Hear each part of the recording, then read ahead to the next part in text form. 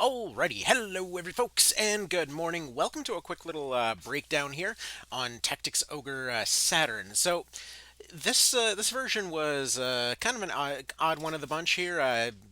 For those that weren't aware, there were multiple different versions of Tactics Ogre Classic. This is the one that we basically didn't get stateside. It just never got a English translation until last year, which I'm assuming was another one of those cases where COVID made the impossible possible. But either way, um, this translation essentially allowed for us Westerners to finally get a look at this version. Now, what's funny is that just like March of the Black Queen, when it came to the original Tactics Ogre SNES, the two versions of it that ended up coming out ended up getting essentially two separate teams that seem to have been given similar cliff notes in order to get stuff done. Also, one quick audio check. Yeah, that looks like it should be all right. Sorry, I needed to to check real quick because getting the audio right on these is a little bit odd sometimes. Anyway, so essentially, as you can tell, we've got different intros for these different versions, with this one being a bit more similar to the original SNES version.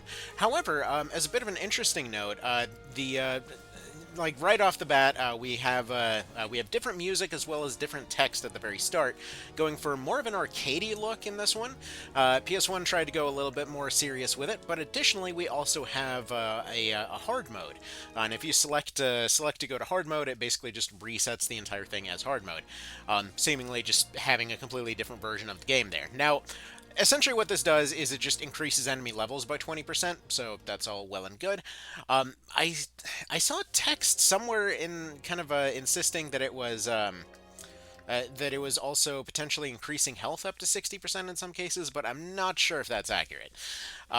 Anyway, so a few things that they fixed in SNES. Whenever doing the zoom in and zoom out, congratulations, it's not completely fucked. So that's something. Also, selection button for whatever reason seems to be on the triggers. I'm not sure if that's my emulation settings or actually how they intended it, but either way, controls are interesting to say the least. Additionally, there's this sort of almost letterboxing kind of situation that ends up happening, where the left sides of the screen are effectively changed off to different colors. So, like whenever you're in cutscenes or whenever you're in this menu here, I think it's all cutscenes. I'm not sure if it actually is all of them now that I think about it. I think some of them were stretched out a little bit. But anyways, you have that kind of section off to the side there. You don't see this in PS1 or SNES, so I'm assuming probably resolution thing, maybe, if I were to guess. But I mean, it would make sense. Between all of them, the Saturn would typically have had the bigger resolution, I think. Not entirely familiar with the technical differences between the Saturn and the PS1. Vaguely, I know that they ended up getting a lot of the same library, but typically this was a regular thing that a lot of the visuals changed for Saturn, and I think that was part of it. It was something like it could handle certain types of graphics better than others. Emulation still isn't perfect for Saturn, obviously, which actually, a quick little note on this. I don't know if the icons here are supposed to stick out of the box here a little bit, or if that is emulation jank, but it is consistent for what it's worth. But another thing, if you ever were running this translation patch, and like myself, you were confused why it wasn't running, make sure that you're actually running the right core. And what I mean by this isn't like the usual Beetle or Yabos or anything like that, but specifically, this one has to be run on one of the Japanese region-specific cores. It will not work on the English one. That was my issue. I put the translation patch on there. I didn't have the cores for the Japanese version, and I actually didn't know that there was a difference. Naturally, of course, there probably should be a difference. You know, region-specific stuff from back in the day. But as far as if you're using Emulation Station or something like that, it doesn't actually show up in the menu whatsoever as a different console unless you actually have that core in there. So just so you know, that is a thing. Additionally, there isn't really seemingly anything different as far as the actual balancing of the units goes. But there is an interesting thing here in the Warren report. So, actually, I would say this is probably one of the most interesting little bits and pieces here, in that while most of the Warren Report stuff is the same, you actually get access to your reputation meters right from the get-go, and for whatever reason, this version has the best reputation meters throughout the entire series. I have no idea why. but it gives you a full meter at all times. You get it right from the get-go. I assume this isn't a translation mod thing, but if it is, great on the mod. But yeah, you get access to your meters right from the get-go. It's one of these things where, like, thematically, the way that they did it in Reborn makes the most sense because effectively you've already effectively broken the timeline, and so now you get to actually see what people think of you. Obviously, not knowing this information is a big part of the experience, though I will say having this as an option for like an easy mode or something would be kind of neat. In fact, if there was ever an easy mode, hard mode kind of situation, I would say definitely throw the reputation in early for the easy mode, and then for the hard mode, probably do something along the lines of just a lower level cap for Reborn or something. Like realistically, that level cap is still pretty hilarious as far as what you can get away with. That being said, they actually a lot of the guide information is still the same on both of these versions, which is a little bit odd. Because I always kind of figured with the PS1 version, the excessive wordiness of the thing had something to do with how they handle triangle strategy down the road. Because frankly, it's like 20 plus sections of different information for the tutorial at the very start, and realistically, in most cases, the only useful information you get out of it is the fact that revives exist and you can use them down the line, and that certain units are potentially able to use other units as ladders. Most of the rest of it is and actually turn orders, so you got that. But yeah, it doesn't actually tell you that much over how to actually play the game. It does tell you a hell of a lot more in the hint section here, but this is also available in PS1 there. I will say the increased text is actually pretty nice in this version. So all of the descriptions are a little bit longer. So like instead of Amorica, it's Almorica Castle. Instead of just Goliath, it's Port Goliath and that kind of thing. So Chrysaro Town, Tynamouth Hill. It's nice. Now, these translations are from the PSP version. One other interesting note, and actually part of the reason that I'm doing this as a separate video instead of part of the retrospective thing that I was trying to do, is the fact that this actually does use the PSP translation. I got a few hours into doing the whole thing and then realized, oh shit, this is just the PSP text word for word, isn't it? So yeah, kind of threw that whole idea out the window, unfortunately. But yeah, as far as the increased text, all stuff seems to have a longer descriptor in this version. Though if you go to your items, it still seems to more or less be the same thing. Man, this whole triggers thing is like triggers instead of triangle is just weird to me. But like if you go over to the descriptions of your stuff here, if I can find the right button to do it. It basically seems to be the same as the other versions, though it is actually seemingly better laid out in this one. So they seem to have added a third line of text. The other two, unless I'm mistaken, only have 2 lines. So they can get all of their, attributes, weights, range, all of that kind of thing in there at the same time. So it doesn't have that awkward extra page on there. A little bit of a minor detail, but I just thought it was neat. Also, it's funny that the leather armor is just called the Leathers this time. And I mean, for a lot of things, it seems like they were just sort of extra words thrown in, like the cure elixir instead of the elixir, instead of the blessing gem, it's the blessed gem. Which I mean, understandably, they probably hit the text limit and they wanted to have a space in there, so that's fine.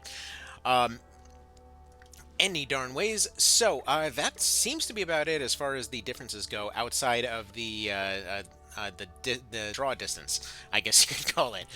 So we're gonna go ahead and go into the training mode real quick, just to show this. But it's actually funny. The most pronounced version of this particular visual quirk is actually on the at the start menu. In fact, actually, let's go ahead and show. Okay, so we're waiting for the second cutscene to come in right now. But I want to point out the soundtrack is actually much nicer in this version than I would say either SNES or PS1. I personally love the like the little beeps and boops of the PS1 version, but obviously that's not going to be to everyone's liking. Actually, 2 more things while we're on this page. There is actually the option to back up your saves. You do get mid-battle saves in this version, and you can back them up to to an outside memory card. So technically, they're temporary saves that you can make permanent. But additionally, so as far as the sound, This one has a completely different sound to it, which, again, I personally think sounds the best of the bunch. But visually, as you can tell, it's actually far more drawn back in this version. But it's especially funny in this cutscene because whenever you have this cutscene playing in the background, where it's like a demo of all of the units, as well as the one knight with a no toss for no apparent reason, usually it's just kind of zoomed in on that one character. And they're looking like they're, traveling around this chaotic battlefield, fighting everything around them. It gives a nice little striking visual. This scene, funnily enough, is actually cut short in the PS1 version for whatever reason. But additionally, it also is a situation where, due to the kind of camera being pulled back in this one, you can see everything that's going on in the background, and it's just a hilarious, chaotic mess when that clearly was never meant to be seen. But back to the music here, real quick. If you ever want to have a good laugh, one of the funniest things in the series is looking up the sound list for this game. So if you look it up on something like Zopar.net or whatever, you get to see a lot of the original names for stuff. And so, for example, here's some ones that stick out there. Instead of just Overture, it's the Overture Gorgeous Edition. Instead of just the March theme, it's the Go Forth Do It March. Instead of I don't even know what this was. There's one that's just called Oh Faints. We got Flute Playing Archfiend. The Night I Couldn't Go to the Bathroom. It's Cold. Drunk Driver. To Corey, the G is silent. Kiso Lumberjack Song. Marching Song from the Sky. Striving. Breaching the Limits of the Light. It's Only the Beginning that's Fearsome. Big Brother, Please Don't Die. Scientific Special Effects Zone. Time limit 15 minutes. There's never a time limit of 15 minutes. What the fuck are they on about? Anyway, Dark Scheme. The Partisan is in a meeting. Mass Murder. Death Report. Enough Already. Marveling at the Seashore. The Queen of the Second District. Let's see. Oh, the other ones are just Avila Henya, for some reason it's Henya range. Many Different Circumstances arrange. Drunk Driver arrange. What else we got here? Please Do It For Me. Oh man, there's just some gold in here, Yeah, I don't know why it's Avila Henya instead of Avila Hanya, but whatever. And Inauspicion. But yeah, Many Different Circumstances. I still love the fact that they named a theme The Night I Couldn't Go to the Bathroom. It just sounds like they were complaining about management that day. Any darn ways. So yeah, that's kind of where we're at on this one. So the Saturn version is outside of the hard mode, which again just raises levels by 20%. It's basically the same version. In many ways, it's arguably, the best version. As far as the voice acting that they added in this one, I just noticed I didn't bring that up, did I? Okay, this version does have voice acting, but it's only in Japanese, and it's only for some of the cutscenes. Honestly, it's not going to be a make or break for anyone, I'm fairly certain. It's neat that it's there. It's kind of a weird effort, to be honest, because it's surprisingly well acted for a super niche game of an even more niche genre back then, but it is what it is, I guess. So yeah, overall, as far as being the most zoomed out, this is something that they continue to do throughout the series. As far as the reputation meters being something available right from the get-go, it's a interesting touch. I like that it's there. I like that you can see it immediately. Mostly just because it gives you a bit more. It gives you a bit more play in this one. Also, I'd have to double check. I think that short bow shot is actually impossible here, though it wouldn't be a Matsuno game without the inevitable impossible archer shot. But yeah. So this version definitely plays smoother than the other versions. Generally speaking, outside of load times, it generally feels a little bit snappier. Frame rate seems a bit more consistent than the other ones. The effects seem a little bit faster, so overall it's nice. The initial load times going into some areas and the occasional emulation jitter is a bit of a pain in the neck. The fact that it can't run on lower end devices is a little bit of a pain, just because Saturn emulation is going to Saturn emulation. I've heard mixed opinions over how well Saturn emulation works on even Retroid, so either way, maybe your mileage may vary. I know when I tried it on mine when I had it, it just didn't want to work right. But a lot of stuff has evolved since then, so maybe. So yeah, The Saturn version is an interesting one. Its translation is surprisingly easy to apply. I literally just merge the folder in there, more or less, and yeah, I mean, it plays great. It's a very interesting version. Personally, I'm probably still sticking with the PS1 version, just due to the fact that it plays on a Vita. But again, it's interesting that this version exists. I like that it exists. I love that the translation came out. And I can definitely imagine a lot of folks kind of keeping this as their definitive version. As I said, the visuals, the music, everything else seems to be generally better across the board. I'm not a big fan of the way that the letterboxing situation panned out, but I would assume it's something like that screen didn't want to stretch out. The Again, I think I already mentioned the sounds there. The translation being the PSP version is definitely much nicer to read in general, though it is missing some of the hilarious lines that the PS1 version had.